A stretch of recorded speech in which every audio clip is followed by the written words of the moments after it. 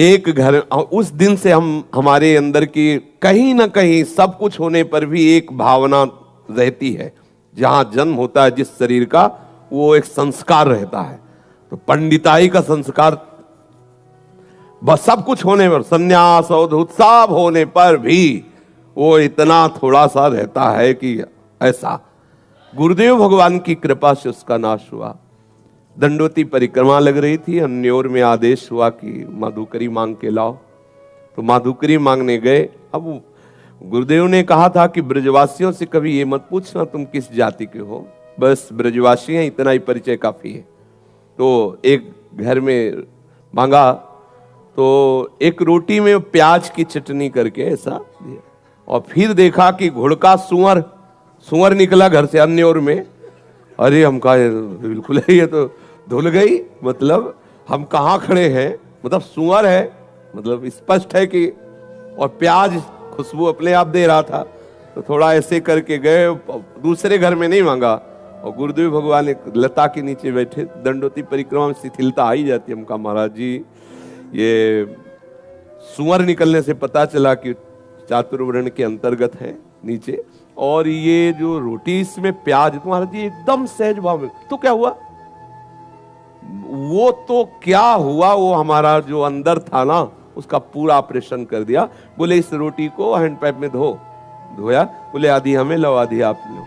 और भी रोटियां फिर मांग के लाए, और जब आधी पाई, उसी दिन से जो कुछ था ना, वो पूरा का पूरा साफ हो गया हृदय से। तो ब्रजवासियों के प्रति नहीं। हमने देखा है, एक दिन नंदगांव में नंद लाला के दर्शन किए, 12 साढ़े 12 बजे होंगे, उतरे। गुरुजी बहुत लीला विहारी, बहुत ही छुपे हुए महापुरुष है। मतलब अब हमारे गुरुजी है तो हमारे लिए तो उनसे बढ़ के कोई है ही नहीं, पर वैसे भी बहुत से संतों का कृपा प्रसाद प्राप्त हुआ। बच्चापन से बाबा जी हैं तो गंगा किनारा, यमुना किनारा सब भ्रमण ही करते रहे ना, तो बड़े बड़े सिद्धों का संग हुआ है। लेकिन गुरुदेव जी जो रस सिद्ध, जिस रस के, वो अद्वितीय है, अद्वितीय। तो ऐसे कारीगर है कि उनके हाथ में पड़ा हुआ कोई बिगड़ तो सकता ले। पता नहीं कौन सा संकल्प उनका काम कर रहा था। तो उन्होंने कहा देखो ये घर है ना, भिक्षा मांगो। ठीक गए, राधे श्याम, कोई नहीं बोला। फिर राधे श्याम एक बहू निकली, लहंगा चुनरी ओढ़े, और जे ही देखा बस शुरू हो गई। मतलब शास्त्र तो कम पड़े होंगे, इतनी गालियां उसने दी। मतलब अब हम बार बार गुरुजी कह रहे खड़े रहो जो कुछ तुम्हारे अंदर वो धुल जाए पूरा, बोले खड़े रहो।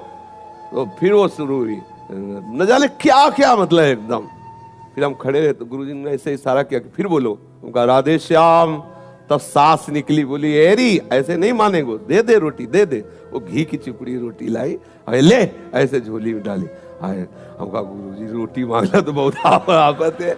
बोले ये ब्रजवासियों का कृपा प्रसाद है, सच्चा देहाभिमान नाश इन्हीं से होता है। बोले ब्रज, यहाँ के जो संत जन माधुकरी मांगते उसका कारण है ये ब्रजवासी जन उतार के रख देते। जितना फुलरा होता ना, हम तपस्वी त्यागी और उनको कोई अपराध नहीं लगता, क्योंकि वो भगवत पार्षद है, वो भगवत पार्षद है। उनको कोई अपराध थोड़ी कि साधु को कह रहे सारे हरामी मोटे सुअर मांगने आ रहा, तेरे को शर्म, ये सब होता है, ये सब चलता है। तो गुरुदेव भगवान जब रोटी पा रहे थे तो उस रोटी से जब आधी आधी दी तो उन्होंने कहा कि जानते हो ये रोटी प्रिया प्रीतम की प्राप्ति कराएगी, ये जो अपमान से मिली हुई जो ब्रजवासियों के टुकड़े हैं ये सीधे भगवत प्राप्ति कराएंगे। तो दोनों बातें ब्रजवासियों के प्रति उनका कटु व्यवहार और उनके पवित्रता पर विचार ना करके ये मेरे आराध्य देव है ऐसा। और फिर अब हमारे मन में आया कि अब बरसाना ठीक है, नंदगांव बहुत कड़ुआ है। अंदर आया, गुरुजी से तो नहीं कहा, पर अंदर बात आई कि लाडली जी के गांव में कभी कोई नहीं गाली देता। वहां तो और बाबा रुक और ले ले, सब्जी ले ले और रोटी। हम कहा यहाँ बड़े अक्खड़ हैं ब्रजवासी नंदगांव के।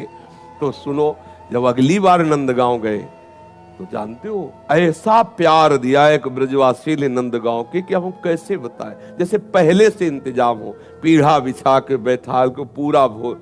तो अंदर से रोए कि प्रभु हम आपके जनों को जान नहीं पाए। हम तो सोच रहे थे आगे बहुत कड़वे लोग हैं, बहुत प्यारे। ये जितने भी ब्रज 84 कोष के अंतर्गत है ये वास्तविक सच्चिदानंद प्रभु के निज पार्षद है। माया का पर्दा लगा जिससे हम जान न पाए। और यहाँ के पानी में गाली का प्रभाव होता है, यहाँ के पानी में है। अगर वाणी में माँ बहन की गाली ना आई तो असली ब्रजवासी है नहीं, पक्का समझ लिया।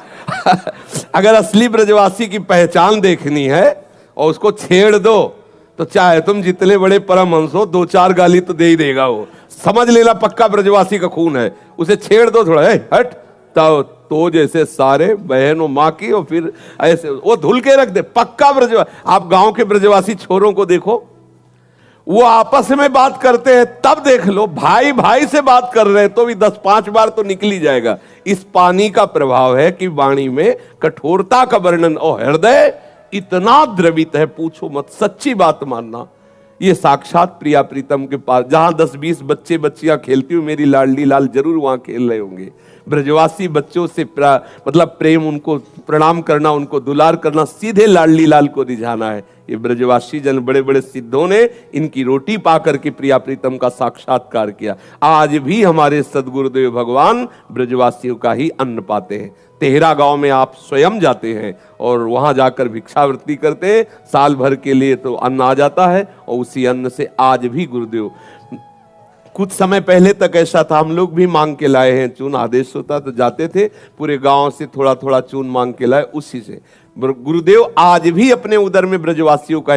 पंडित रामकृष्ण बाबा बड़े बड़े सिद्ध हुए इन्हीं ब्रजवासियों की जूठन से। कभी इनके प्रति ऐसा भाव न करे कि जूता पहने या बीड़ी पी रहे हैं या नहाए हैं कि नहीं नहाए, ये भगवत स्वरूप है। किस जाति के ये भी नहीं देखना। जो हमें महापुरुषों से सुनने को मिला, श्री हरिराम व्यास जी कह रहे, व्यास बड़े तेई जना ब्रजते अनत न जाही, वृंदावन के स्वपच लो जूठन मांग ही खाई। कह रहे कि वृंदावन के स्वपच तक की आदेश कर रहे हैं हरिराम व्यास जी। ऐसे कोई साधारण महापुरुष नहीं, आचार्य कोटि के महापुरुष हैं।